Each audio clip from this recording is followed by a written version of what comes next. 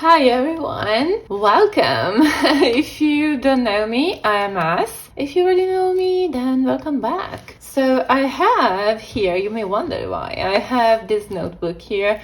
It's because I have some notes. It's that time of the year, right? So we are all now filming those wrap-ups, end of the year tags and so on. So I've been reflecting on the decks I've been loving this year, the favorites, but also the most used. So not only the favorites in terms of, oh, this is a beautiful deck, I wanted to use it so bad and then I didn't. No, so I'm going to feature in this video just the decks that I really used and used the most. So here I have some notes because I want to do this in a particular way. Maybe it's not that original, but it's just the way I have organized the information. So I'm actually going to go by season.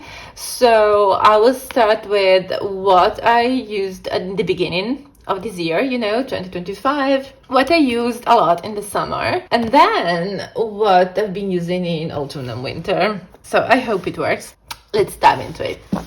So I have to say, in the beginning of the year, I was pretty much still using some decks that I was using also last year. And then as the months went by, I also started incorporating some new decks in my collection. And so everything shifted a little bit. So one deck I was certainly using in January, it was the Tower of the Huntress.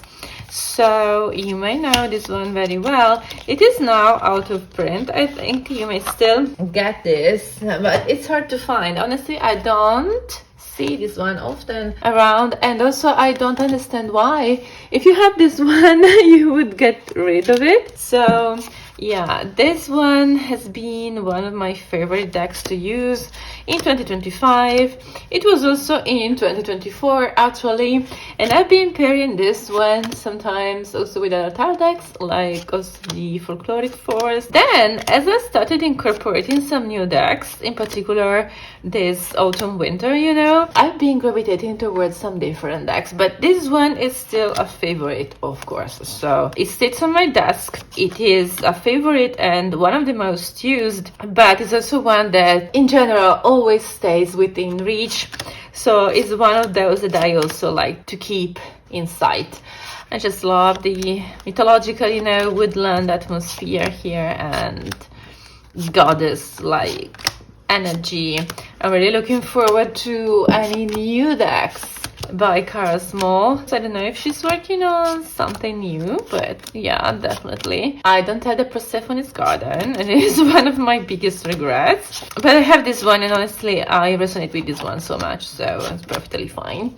So this is the Tower of the Huntress. I've been using it in particular in the beginning of the year, last winter. Talking about decks I tend to use in winter. This one, the Edmund Dulac, actually is not really tied to a season. I think this may be the only mass market deck I'm going to show because they are all indie decks. This one is also one that sits on my desk, and maybe I don't mention this one enough, but it has been sitting here all the time actually and never left. So this is not really tied to a season. I have some decks that really sit on my desk all the time. So this one has this fantastical setting. It's something that really takes me to another world. It's a world full of stories and mysterious characters from fairy tales and from distant places and also to some stories connected to my childhood. So every time I look at this deck, I cannot help but think about the connection it has with my childhood, especially this card. I think I had an illustration, this illustration or something like this in some of my childhood books. And so I don't know, yeah, it's so dreamy. It's so dreamy. It's a deck that I've used in particular for family readings, and this deck, I can tell it wasn't very happy about that. It felt the pressure. But it helped me a lot. I normally use this one to check on my family members, how they feel, how they are doing, and to measure the temperature maybe of family connections. So this is a very beloved deck, the Edmund Dulac. It sits on my desk and yeah, maybe you didn't know, but it actually does. So it's always here. I like also to keep this one inside. I think because it's so dreamy, and I also enjoy looking at these cards a lot. Moving now towards March this year. It was nearly spring, and so I wanted something more floral, soft, with maybe some pastels or a watercolor too. So one of the decks, you may already know, that is one of my favorites, and it got a lot of use this year.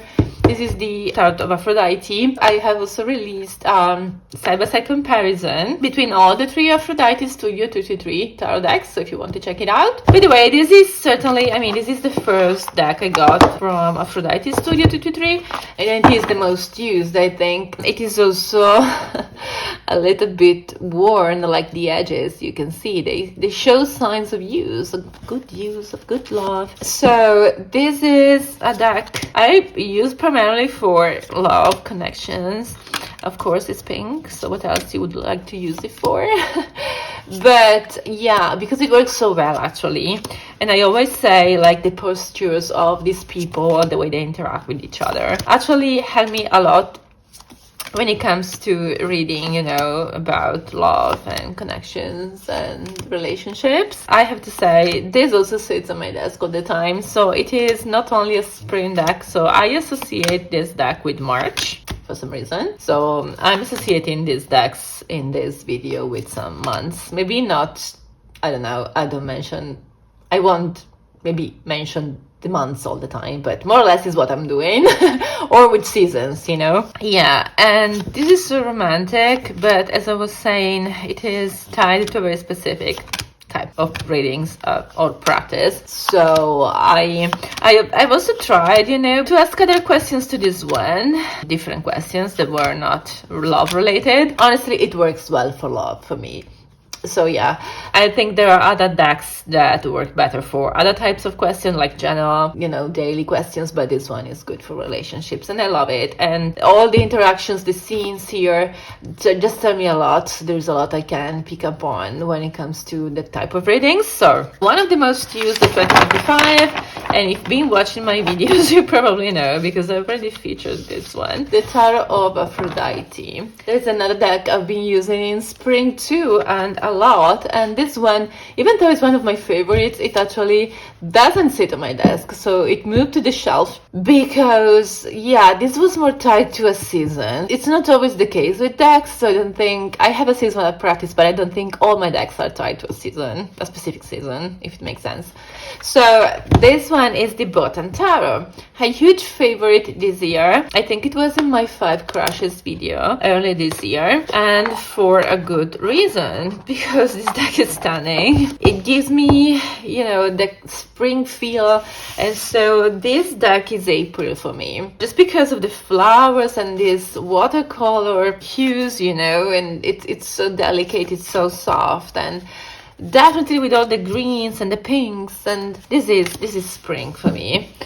What a gorgeous lovers. I've used this one in spring a lot, so yeah, I got it this year or later last year, I don't remember now. I think it was early this year, and it quickly turned into a favorite. Not only a favorite, but also one of the most used. Even though it was, for some reason, it was a seasonal thing, but this doesn't mean that I won't grab this deck again. I think just it's tied to a different rotation in my practice, so it doesn't sit on my desk for that reason, but it sits on the favorites shelf. I have a favorites shelf, So the Botan Tarot, this is the second edition, by the way, just because if you know the first, this may seem a little bit different. And it is. The colors are also a little bit more saturated, which is something that I like actually in this edition. I love this deck. When I don't use it, I tend to think about it a lot. So it's always in my thoughts. It's always on my mind. You're always on my mind. Yes, I don't know how to sing. By the way, I'm singing a song to this deck. You can see I'm happy this evening. I'm quite well. There's the weekend ahead, so I'm doing just fine. There's the holidays ahead. That's why I'm doing just fine. There's also a couple of people here that really remind me of people I know. I love this card. Some cards here are so simple, but that's one of the things I really love about this deck. And this sword actually reminds me of one of the anime, you know, like Sakura's The Card Catcher, I think is called. Yeah, the Button Tarot. Such a favorite, and so we'll grab it again, I think, next spring. It will be its time, but I think about this deck. Sometimes I even look at it, I look at the box like and just think I may grab it, I want to read with it, but then there are other decks now that are tied to the season that I tend to use more. And this one is always on my mind, really. I guess it's one of the signs of true love. This is the Button Tarot, guys. So yeah, one of the most used, in particular in spring this year, 2025. Now, I struggled a little bit to think about a deck for May, or just for that moment of the year when it's the final days of spring and then we are moving into summer. I was trying to think about a deck that could capture that movement or that moment. This deck, it's one of those that I wouldn't say, yeah, it's my style, but it's an oracle deck that I actually love. I'm talking about the Cosmos Oracle deck. This one is obviously an indie deck. It's beautiful, you know, this is the box. It's one I don't show much. I think it was maybe in my, pink decks, but also beautiful. I struggle to connect with, because I struggled to connect with this one for so long, but it's beautiful. Look at these edges. Yeah, and these bags, you know. So I also thought about rehoming it. I wasn't using it, but then each time when I was on the brink of rehoming it, there was a voice inside me telling me, no, don't let this one go, because it's so unique. This one has archetypes, chakra cards, elemental cards. It has a lot of things, and it is very rich in meanings and nuances. It has titles and then 3 keywords here for each card, so it's a lot. And actually I really like the keywords of this one, and also the titles. They are so different from any other deck I have, and also the design and the illustration here is so different. This one nourishes the part of me that wants and that craves color. So I don't want to let this one go, because I know there's going to be a moment when my color cravings, you know, start to really hit. When I'm starting to feel those color cravings, this one is there to support me during that time. So this one is so unique. The combination of colors is so striking. I have nothing like that. I think the decks that are really a match for this one in terms of color are the Honasa House 8th edition I have and the Sion Tarot. They pair so beautifully together, and maybe I will show it in another video, you know. And this isn't what I have shown actually this year, but there was a moment when I was using this one pretty much, I don't want to say constantly, but yeah, very often. Actually, I used this one, so I'm cheating a little bit. I've used this one more in autumn, and there was a moment when I really felt called to use this one, and it gave me such clear, great readings and great responses. I find it hard to let it go, honestly, so I wouldn't now. It would hurt my feelings. So no way. This may be pretty much a surprise if you know me, because I haven't shown this one much, but this one now, just to make you understand, sits on my desk too. I like also to look at it. I like to have it in sight, like pretty much many of the decks I'm showing in this video. That's why they are also the most used. So this is the Cosmos Oracle by Carmen Bello. So we are now moving into my summer decks. So the most used this summer, the Eiko Tower Strawberry Edition. There is also a blue version and a black one, and then now Tyrannosaurus X is also preparing creating an oracle. I don't know if the oracle is already out there, but this deck is such a cute deck. It comes also with some astrological cards. Actually, these are sign cards, you know, so Scorpio, Cancer, and so on, and these are so cute. It's a cute little deck, and that's the reason why I've used this one so much this year, because it's easy to carry around. This one traveled with me, and so it was a good companion during the summer, because as I need to move between where I live and my hometown, and then I traveled also, this one came with me, and so it was was very practical whenever I needed to, do a reading for myself or others. It was a practical choice, but then I have to say this one reads so well. It really reads so well. It's so clear, and it's also a joy just to hold this one. It's so original, it's so different, and look at these Ace of Wands. I mean, it's lovely. It's a lovely deck. So it's really a joy to read with it and just to also simply flip through the cards. This one is so sweet, like a strawberry. It's called Strawberry Edition, right? So this has been incredible. So especially when I was traveling. Then when I came back, actually, I started using again like standard size file decks. When I think about the experience with this one, I think about it very fondly. And so I know that it's one of those handy decks that can travel with me easily. I can carry it in my bag or something, and it has been a very well loved deck this year. I think it felt the love. So this has been one of the most used, I have to say. So this is the Echo Tarot Strawberry Edition. Now, a deck I associate with the month of July. I'm talking about the Seashell Oracle. This has been one of my favorite oracles now for the last 2 years, I think. So not just this summer, not just this year, but I think really the last 2 years since I got it, basically. I also did some very specific work with this one, so pulling intentionally, one card every day. There's many things I like about this deck, and that's why it's also one of the most used, but also favorite. I love the colors.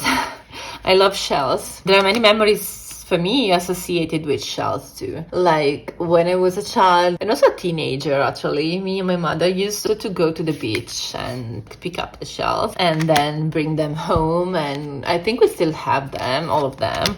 And we were like, that process when you really carefully pick up the shells that you really like, the most beautiful ones. I remember also when we found very beautiful things like this one, and we were so happy. And it was just a very simple moment, but one of those moments that really stick with you, and something simple. So I associate also this deck with those simple memories, with some simple moments, but at the same time, very meaningful ones. So for me, it's a summer deck. The reason why it doesn't sit on my desk, actually, right now, it is not an oracle I tend to gravitate towards now. So I was using this one pretty much in every season in the last 2 years, but this year, when it comes to autumn and winter, I'm gravitating towards different oracles, and also I've been choosing darker ones. I've been using a lot the Datula. I needed a different energy, let's say. That's the only reason why this one now doesn't sit on my desk, but it's not because it's not a favorite anymore. Of course, it still is. I just think that I will grab this one again, probably in early 2026, spring, next spring, possibly summer too. It tends to be, in that seasonal rotation for me in any case. So this is the deck I associate with July. And this is the Seashell Oracle. Now, if I had to choose a deck for August, so in the summer, this year I've used a lot the Sirena Tarot. This is by Mr. Freeburg. Here's the beautiful box. And all these beautiful figures here are inspired by classical art, and the canon and the perfection of classical art. So like Greek statues, Greek and Roman ones. There is a bit of nudity, of course, but these are drawings, and these are the backs. This has been, one of my staples this year. This is one of my favorites in terms of illustration and color. It's pretty much a summer deck for me, even though I had someone not a long time ago commenting and saying this is an autumn deck for them just because of the colors, and I can get that. The oranges, and the deep browns sometimes, or the purple can feel a little bit like autumn, maybe the yellows, I don't know. But for me, just the theme, mermaids, so it screams summer. So I use the heck out of this deck in the summer. So it depicts this fantastical world where, sometimes there are curious blends between, mermaids and other creatures, which is interesting. And I love the colors. This is one of the best palettes, I think. What else to say? So I've used this one for every kind of reading. Such a reliable reader too. And I might not have featured this one in my favorites, but I'm doing it now. I think in my own time favorites, but it is for sure in the top 10 or top 12 at this point of my favorites, 2025 favorites, of course. So favorites, but actually the most used, because favorites sometimes it's not the same as saying the most used. I don't know if you make a distinction. Normally, I think there is a difference and a distinction between favorites and most used. Sometimes the most used also decks are sometimes the most unassuming decks in our collections. And I think I have some ugly decks that are very significant for me. I may make a video about that. Love the colors, my god. Aren't they beautiful? These are beautiful, beautiful cards. I'm so in love with these cards as I'm looking at them now and wondering why I'm not using this one in December too. So yeah. This is my August deck, so this is the Sirena Tarot. So moving on, we have September. So let's pick a September deck. This is not going to be difficult because actually I just have to pick a deck that I've used a lot all autumn. I've had this one for months now. Fairly new, but very well used, very well loved. So this is the Glyph Sacred Symbols Oracle. I know that many people now identify me with this one just because I've posted a lot of pictures on Instagram featuring this deck. It's so versatile, just pairs so well with everything. Basically, I think it's because of this color, which is pretty much neutral also, and the cards so pair so well also aesthetically with basically every deck under the sun. I really love also the prompts in the guidebook. You have many sentences, a lot of possible meanings, so it gives you the story, the history and the meaning of the symbol, but also you have many prompts you can choose, you know, also, and pick the one that resonates with you the most to get the message. So it is one of those guidebooks where you have many prompts, many sentences, and one of them of course is going to resonate with you, but I use the guidebook with this one because those sentences don't just make sense because they randomly, you know, hit something that is true for you or nail something that is true for you, but I find them very smart, and there is a very uncanny resonance between me and what this deck says. So yeah, there is, I think resonance is the right word. It is also such an evocative, mysterious deck. It's just beautiful also to look at. I'll be using this one a lot this year in general, but then also in autumn, in particular then since September, I think. And so that's why I've chosen this one. I've made this one my September deck for this video, you know, but then I've used it basically always, all the time. So this is the Glyph Sacred Symbols Oracle. Now, in October, if you watched also my October mood, I was really in need of something darker. So October was my darkest month, as I was also on the verge of a very important personal change, especially in my career. Yeah, I was gravitating towards darker decks, so black backgrounds and just that moody aesthetic. One deck that really I wanted for such a long time and then quickly became a favorite, but also one of the most used since November, so it's been like a couple of months now, and it's a deck that really sits on my desk and I want it to be there all the time. I'm talking about the Tenebrae Tarot. This one has the most amazing, I think, guidebook, which is based by John Mahoney, you know, which is based on the personal experience of the creator, not only the tarot meanings. So sometimes it does its own thing. It's also why I love it, because it's so different. There is another edition, but it's now out of print, I think, that comes with some of the keywords here at the bottom of the cards. But I wanted that one, it was not available, and so I got this one instead. These are real photographs, and so I really love the moodiness, and this was my October mood. And the reason why this deck became a favorite so quickly is because actually, despite the darkness, you know, of it was so supportive. When I did the interview, this deck identified himself as the King of Cups. So this is a King of Cups deck. So you know the personality, right? So balanced, really supportive. Yeah, so you can tap into the shadows sometimes, and also the guidebook, which I think is a real treasure also that comes with this deck, can help you see the cards also in different ways, and it can tap into that maybe shadow. There are really some things that I discovered like reading the guidebook, and I thought, okay, this is a really interesting take on the card. It may not be the traditional one, but it's still very interesting. interesting and based on the real experience of the creator. Like when you pull this card, this may also be the case, and then something hits you like, oh, this makes sense. So the experience was really interesting and exhilarating with this one. And this deck sits on my desk because I know that I may want to grab it at any time.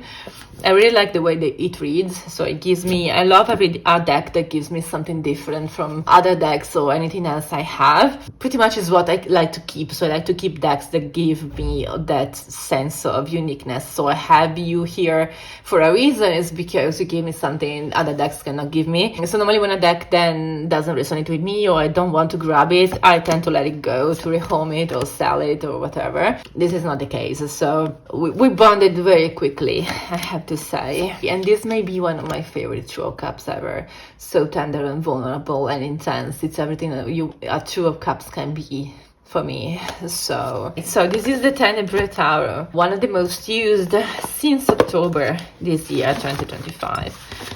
And now, talking about November, one of the most used. November was a colorful month for me. If you watched my November mood video, you probably know that. Reason why I want to talk about and show again my Sion Tarot deck. Yeah, Sion Tarot, sorry, and Sion Sigils. It's actually two decks that come together. I'm showing this now a lot, but of course, so it has quickly become a favorite, which is a little bit the theme also of all these decks. I've bonded with all of them so quickly, and this one is also become one of the most used very quickly. So it sits on my desk because it wants to be used. This one, this is Dissolution, this is Death. Isn't it one of the most incredible cards you've ever seen? Isn't it one of the most telling death cards? Dissolution is not the same as death. Dissolution means, for me, something is dissolving, something else is forming. Here we are entering something new, so it gives you the sense of transition. There is also a river here, which is interesting, there's water, and there is time running out here. So, I mean, isn't it one of the most incredible death cards you've ever seen? Personally, I think it is. And this bright color, this bright yellow, isn't something you usually find in this card. I don't know if the choice of colors is intentional in some of the cards. I think it is. But it would be actually very interesting for me, you know. I'm thinking about studying really the meanings of colors in these cards, because I think colors are significant here, are meaningful. The purples and the pinks and everything, you know, the blues, of course. I really love this deck. I don't know, it's so cute. This is one of my favorite cards also. Again, another deck that I love to grab and I love to read with it because it's so different and gives you something. Every time I read with it, I get a different perspective. Some cards have been renamed. It's also a very feminine witchy deck, which I don't necessarily seek, you know, but I appreciate in this case. You can see also some body positivity here and everything. So this is the Empress. Not the perfect Empress, but just a normal woman, you know, and curvy and...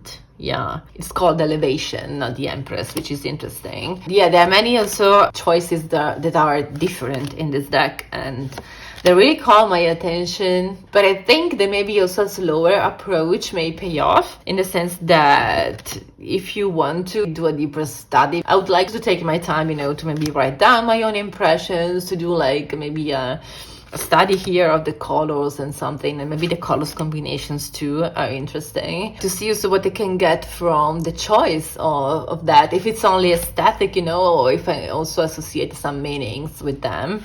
All of this, of course, is not in the guidebook, so it's interesting to do your own work with it, of course. This deck has such interesting choices, such as also combining the illustrations from different cards, the typical, you know, the traditional illustrations we know from the RWS, and then combining all of them in the same card to craft a very specific aesthetic choice, but it's also something that has to do with meaning, so it's purposeful, you know, so it's not like random. Some cards are pippish and more simple, but I actually really love this so much. And color speaks by itself, I think. And November has been like that. I needed more color, I needed softness, I needed those pastels. It all came from an emotional need within myself. So feeling a little bit, I was sick, you know, for a couple of months between October and November. I think I've been really seeking solace in also this kind of aesthetic, this palette, you know, this softness overall. And this is the Sion Tarot. So now for December, this is interesting because I've had a couple of new decks that have just arrived, but I don't want to show them here because I'm talking about the most used decks. So I'll be showing as a December deck, a deck that I don't show very often.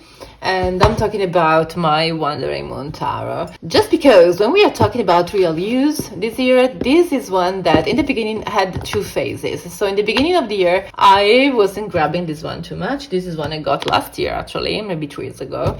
Yeah, I couldn't connect with it. I have the smaller pink version that I use all the time. Yeah, it's something that also sits here on my desk. It's very practical when you want to do a reading, you don't have a lot of room, you know, to lay down the cards. But this one is the standard size and it is not pink, but it is black and white. This deck had two phases, as I was saying. In the beginning of the year, wasn't using it much and also wondering if it made sense to hold onto it. And then something clicked again. And so actually when we are talking about real use, you can see also there are signs of love here. When we are talking about real use, this one has got a lot of love lately, and I've been drawn to its simplicity and just by how simple but also very clear these cards can be. So yeah, I know not everyone is a fan of this kind of minimal aesthetic. Personally, I like it. I have rehomed the Oracle. I also had the Oracle, the Wandering Moon Oracle. I used that one in the beginning of the year, then I rehomed it because I knew it was not for me. The keywords didn't really resonate, and so I don't want to force myself to keep something just to have. I wanted to have the whole family of these decks. There's also a black version, which is really nice. I don't know if I'll get that one. Maybe. So I have the pink, the white. I may get the black too. But yeah, I wasn't sure because I wasn't using this one either. So this one sits not on my desk, but actually I keep this one in the kitchen just because when I have to do some quick reading, this one is the one I grab. So not on the favorite shelf. It doesn't sit here on my desk, but actually it is one that I keep in the kitchen just because, it's ready to be grabbed and used. So I use this one for every type of readings, very versatile. Yeah, but it's a very special deck. It's one that I resonate with a lot. We have actually Three of Swords in reverse, yeah. We have a very special bond, I think, and at this point we understand each other. This deck and I, we have a bond now. And so when we are talking about the most used, not the fancy one, not the most popular one, not the latest arrival, not the most used, just plain honesty here. So the decks that I've used the most, this is one of them. Yeah, so especially in the last months of the year 2025. Yes. And I have to say also the guidebook is incredible because it describes everything that is going on here. I think this may be one of my favorite lovers cards, that your heart's connected. How beautiful is that, right? The guidebook really describes everything that is going on here and makes sense of everything that you see and all the changes that are, of course, it's based on the traditional RWS. The illustrations are not traditional at all, and the cards have also been renamed. Of course, the moons or the cups and so on. There are also some moon phases cards and also some additional cards. You can see 6 of moons is 6 of cups, but still, for example, here it recalls the act of receiving, the exchange of gifts. It is normally depicted in the 6 of cups. Yeah, too many possibilities here with the 7 of cups. So yeah, this is one of the additional cards, for example. I love this deck. What else to say? So it is one of the most used. I've been using this one actually at least since October. It has been used a lot in the last couple of months, together with the others that I have shown. So this is the Wandering Moon Tarot. And guys, if you know me, you probably know that I have an honorable mention too. And you probably know that this is a deck I use all the time if you've been following me, and I cannot help myself. I have to mention the Lioness Oracle. A deck that for sure sits always on my desk, follows me everywhere, as I always say, and it's one of my favorites, but it's also one of the most used, because I really grab this one for everything. I also love just looking at it, looking at these beautiful backs, looking at like the beautiful production here. This is just a deck that I love, period. And it's a favorite, it's one of the most loved, it's one of the most used, and so since I got it, basically I was so happy to get this one because I wanted it for such a long time. Yeah, so I had to mention this one because, yeah, and if you know me, because probably you were wondering, oh, what about the Lioness Oracle Tarot? Isn't it her favorite? Yeah. So, and sometimes I also say if I had to keep just one tarot deck, maybe it will be this one at this point, just because, I mean, it has been that staple, you know, the workhorse, the companion, the everything, the lover, you know, since I got it. And this one also, despite being a huge deck, also travels with me everywhere because I cannot, you know, we cannot part ways. If I go somewhere, this one travels with me. So yeah, I had to mention the Lioness Oracle Tarot. So guys, that was my most used tarot decks of 2025 video. This was actually very useful for me too because I enjoy doing these videos so much. I enjoy laying out all my favorite decks also and just, you know, have a look at all the decks I love, you know, having all of them here at a glance. So there is something deeply satisfying in having all your favorite tarot decks on the table. So thank you for watching, guys. Don't forget to comment, subscribe, and like this video if you liked it, of course. So, and I really hope to see you soon in another one. Thank you for watching. Bye bye.